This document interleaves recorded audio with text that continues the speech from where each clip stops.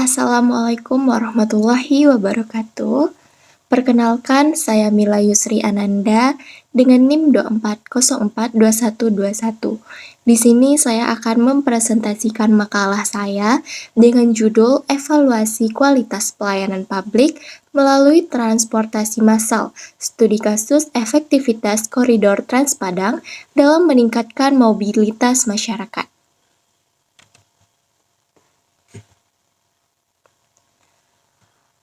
Pada bagian pendahuluan, terdapat latar belakang dari saya menyusun makalah ini, yaitu transportasi merupakan urat nadi kehidupan perkotaan yang menentukan efektivitas mobilitas penduduk serta pertumbuhan ekonomi daerah. Di Kota Padang, peningkatan jumlah penduduk yang diikuti oleh tingginya kepemilikan kendaraan pribadi telah memicu permasalahan lama perkotaan, yaitu kemacetan, polusi udara, dan tingginya angka kecelakaan lalu lintas.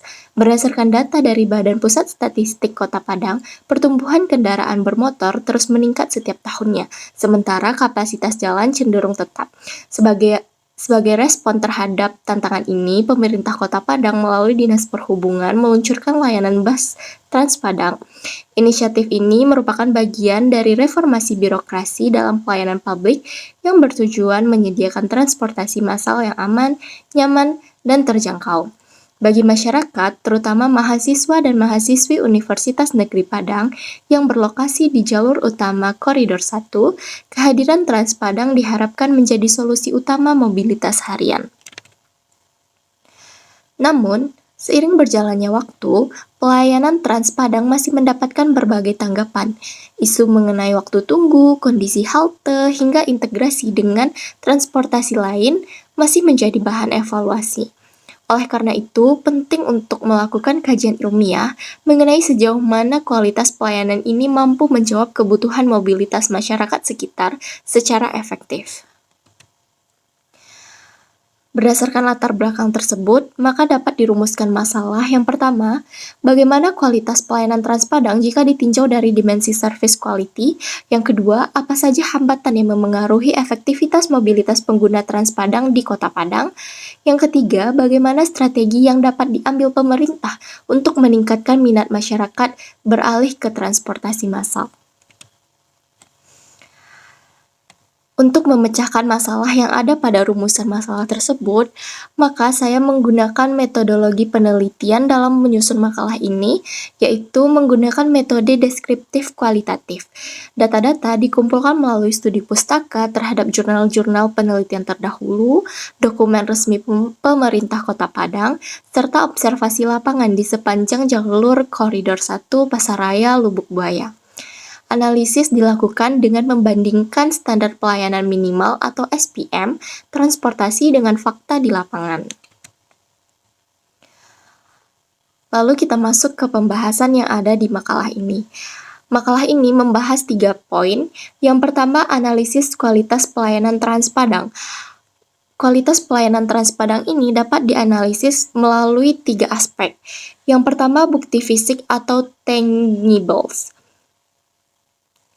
Armada Trans Padang menggunakan bus medium yang dilengkapi dengan pendingin udara, kursi prioritas seperti untuk lansia, ibu hamil, dan difabel, serta sistem pembayaran non-tunai. Secara fisik, bus ini jauh lebih unggul dibandingkan angkutan kota atau angkot konvensional. Namun, pada aspek halte ditemukan banyak kerusakan seperti atap yang bocor dan kurangnya papan informasi jadwal yang real-time. Lalu dari aspek yang kedua, yaitu keandalan atau reliability.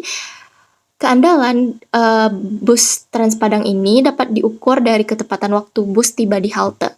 Di koridor yang melintasi kawasan kampus UNP Air Tawar, pada jam-jam tidak sibuk, waktu tunggu berkisaran antara 10 hingga 15 menit.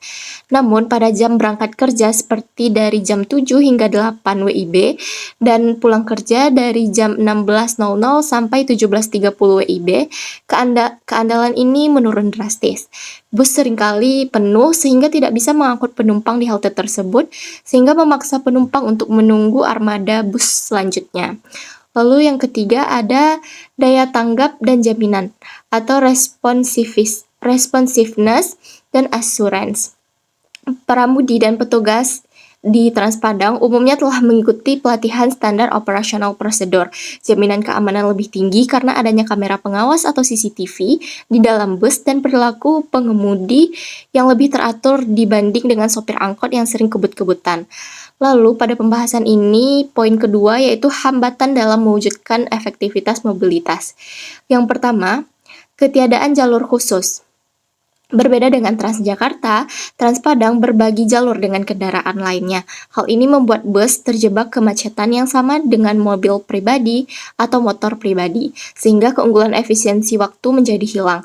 Lalu yang kedua, aksesibilitas first mile dan last mile. Banyak permukiman penduduk di Padang yang letaknya jauh dari jalur utama bus. Tanpa adanya angkot pengumpan yang terintegrasi secara jadwal dan biaya, masyarakat tetap memilih menggunakan sepeda motor karena lebih praktis. Lalu yang ketiga, budaya masyarakat.